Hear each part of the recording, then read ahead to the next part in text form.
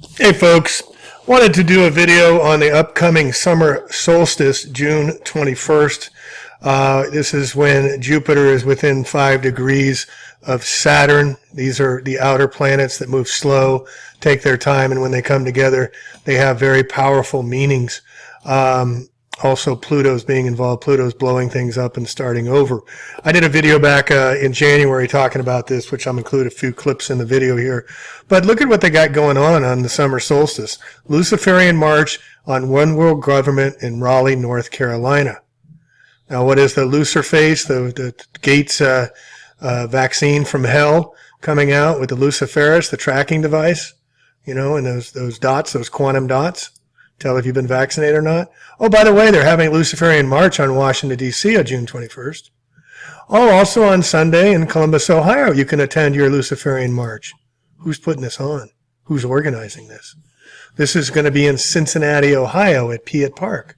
Look at the 666. Look at the horns. I mean, they're not even being shy about it, folks. Luciferian March for One World Order, Jacksonville City Hall. It's going on all across the USA, Inc. Oregon State Capitol, Salem. West Coast Witch Hunt. And as I noted previously, 2020 is the year of the rat. This is the Wuhan, the beginning of the Lunar New Year, their celebration as well. And then just to confuse matters, this Chinese Zodiac.org is saying it's the year of the goat, of the sheep. You know, of course, the sheep and gentle caring, delicate homemaker, good manners, sweet face, but never just obeys and follows the flock. But why is they showing the year of the goat, 2020, and then the year of the rat, 2020 as well? But when you go in the Chinese calendar here, you can see here it's got 2020, year of the rat. So why they would say a goat, there's no goat even listed on this. Why they would even say the goat. Well, remember, goat stands also, the Kobe Bryant, for greatest of all time in the secret world of the Illuminati. Goat is their Baphomet. Goat is their moniker, which we're seeing. And this ties right in with the Baphomet statues, the devil, Satan, Ahriman, Lucifer, being celebrated. And these are not small statues being put in Tennessee, in Michigan. They're trying to put it in Oklahoma again. They're putting these all across Arkansas, Illinois, Detroit. They're putting these Baphomet statues, and these aren't just small statues. These are bronze statues that weigh 1.5 tons, 7 feet tall. See what's going on here, folks? This country's being taken over by the devil. Being taken over by evil, and they're telling you what's going on. All right, so let's get into the 2020 zodiac for summer solstice. So let's get into the June summer solstice eclipse. There's a solar eclipse. We had a lunar eclipse going on June 5th. So they're like resets. Eclipses are like resetting over, starting again. It's like a new moon, a new seeding. So what this means, and where the luminaries, you guys call them planets, they're actually luminaries because they're light beings. So balancing personal freedoms against responsibility, or the ability to respond, and restrictions is a major theme of this eclipse. Cancer also has an effect on this solar eclipse. Because when we get into the June 21st, we're getting into Cancer. Cancer is the public. Cancer is Mother Earth. Cancer is emotions and feelings. Cancer is earth and grounded. So are we going to be upset? Are we going to be ungrounded? Are we going to live in fear? Is the public going to be massively controlled, mind controlled? They already are. And now they're continuing on with the physical control as well by order out of chaos, by defunding the police, by letting the looters riot, by letting people assemble when the coronavirus is supposedly spreading like crazy. We can't have people assemble except to protest. I mean, it's the theater of the absurd we're living in, folks, but out of the chaos, we have to create the new seeds of what we want to plant in this composting time. All right, so the solar eclipse, this is New York on June 21st. And you can see here we've got the warrior Aries with Neptune in the 12th house of transcendence. We also have some positive vibes going on in the 10th house of Capricorn, but here you see the conjunction between Jupiter and Saturn, and then you also have Pluto conjuncting it as well. Conjunctions mean they're right next to each other. They influence each other. And so you're seeing this great influence in the house of leadership, in the house Saturn, the house of fear, the house of education, Father Time, Cronus, death, all those things are in that house as well. And you see this positive aspect here that go down to the 4th house of home, environment, public, Cancer. And you see the moon and the sun are conjuncting as well with Mercury, which is the communication. So moon is feminine Isis, feminine divine, emotions, big picture, connecting dots. The sun is the male, the Thor, the Apollo. That's the I am principle. So you have them conjuncting in Cancer as well with communication. So there's definitely some big time communications that are going to be going on. The mix of freedom versus restriction is likely to change during this eclipse phase. So it's important to be flexible, adaptable, and open-minded as you're adjusting to the greater or fewer responsibilities or barriers to progress. Hard work, patience, self-restraint, and self-discipline will be needed. You have to take some time off work, or you won't be working because there are no jobs, or to look after a sick family member. Is this the next wave coming? As a result, your career may suffer. On the other hand, responsibilities placed at your work means you have to miss out on something important in your personal life. Feeling torn between competing responsibilities can result in increasing tension. Remember, Celeste Salam said this is a war of attrition. They want to break our backs mentally, physically, and spiritually. In extreme cases, it may all seem like too much to bear. Overwork could lead to physical exhaustion or illness. Trying to find a compromise is difficult, even in minor adjustments. Avoid wasting valuable time procrastinating. Take one thing at a time and focus on the most important responsibilities you have out there. So I can get a lot more detail on these eclipses and whatnot, but I just wanted to give you a general overall view. And then coming up in 2020, summer solstice, December 21st, the winter solstice is the shortest day and longest night of the year. This is going to be a huge, huge event. And this can be felt weeks and months before the actual date.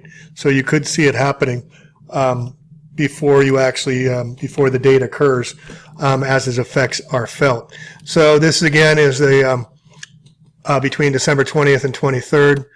Winter solstice day of the year, which is the fewest hours of daylight.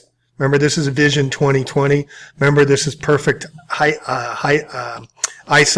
The one-eyed man is king, and they're going towards perfect vision, and their blinding light, the Luciferian light, will blind the rest of us. After the winter solstice, days become longer and nights shorter. Stonehenge, which is orientated toward the winter solstice sunset, may have been a place of December rituals. Ancient Romans had several celebrations around the time of the winter solstice. Saturnalia, named after the planet Saturn, which we were just talking about, is a holiday in honor of Saturn, the god of agriculture. It was a week-long celebration in the days up to the winter solstice. Saturnalia was a hedonistic time when food and drink were plentiful and the normal Roman social order was turned upside down. For a week, slaves would become masters. Peasants were in command of the city. Businesses and schools were closed so that everyone could join the fun. What's happening now? What's going on out now? We're seeing the world turned upside down. We're seeing people in the streets breaking down the streets as the cops step down. We're seeing businesses and schools closed. We're already seeing the effects of Saturnalia. Saturnalia, I got to learn to pronounce that. Also around the time of the winter solstice, Romans observed Juvenalia, a festival honoring the children. Here comes the pedos of Rome. In addition, members of the upper class often celebrated the birthday of Mithra. Mithra was the ancient Persian god of light. It was believed that Mithra, an infant god, was born of a rock. For some Romans, Mithra's birthday was the most sacred day of the year. In later Roman Empire, Mithra blended in with Sol Invictus, the god of the unconquered sun, the sun worshippers. Some theorists believe that the early Roman Catholic Church may have chosen the same date for Christmas in order to supplement pagan rituals, though many Christian scholars dispute this. Oh, really? It is indeed a cover-up by the Roman Catholic Church, which they do with all the Tartarian places, the churches, these beautiful cathedrals that were once places of healing. The church took them over and put right over them their monikers, redefining it in their way. So the reason that December 25th is chosen is because when the constellation, the Southern Cross, when we go into the autumn solstice, and we go into September 21st, solstice means even sun, even light, equinox means equal light, equal darkness. 12 hours of light, 12 hours of darkness occurs in the autumn equinox. Well, it's also the time that the southern constellation, the sun moves and joins the southern constellation, or the Southern Cross. You hear Crosby, Stills, and Nash sing about the Southern Cross in the sky. Well, this is when the actual son of alleged God hangs on the cross. On the 21st of autumn, it begins to hang on the cross. And there it keeps going down on the cross until December 21st or 22nd, when it stops going down and dies on the cross. How long does it die for? It dies for 3 days. And after 3 days on, drum roll please, December 25th, the Son of God has risen off the cross. And all of a sudden the sun is rising again, food will be grown again, and we can have a rebirth or resurrection. They've co-opted it all. And I've said many times, the elite, one of their sayings is, in the land of the blind, the one-eyed man is king. They cover the subjective eye and leave the objective eye. That's why we see all over the one eyes as part of their symbology. For the symbol-minded, we see the one eye symbol is everywhere. And this is why you see the hands over the eye, the one eyes, the black-eyed club, because they're celebrating that they have the one eye covered. But in the new Vision 2020, that's perfect sight. That's perfect vision. And they're using blinding light to make us all blind. That's their plan. But when they plan, we must have a plan. We must see through the darkness. We must shine our light and go inside and shine our light down to our heart chakra and open it up. And then once we open up our chakra of love and we show that love is going to rule the world, we give that love to others and we share that with others. But as I said, they have a plan. The Chinese character for crisis is also the character for opportunity. While evil men plot, good men must plan. So we must understand what their agenda is. And once we understand their agenda, we're able to plan much better. So that's why it's important to be looking into the darkness in hindsight going forward. So here's the new Economist 2020, and it has some coding in here as well. The world in 2020, notice it's red and green, and there's no blue in there, which would represent the Democrats. So that's telling you Trump's going to be in there.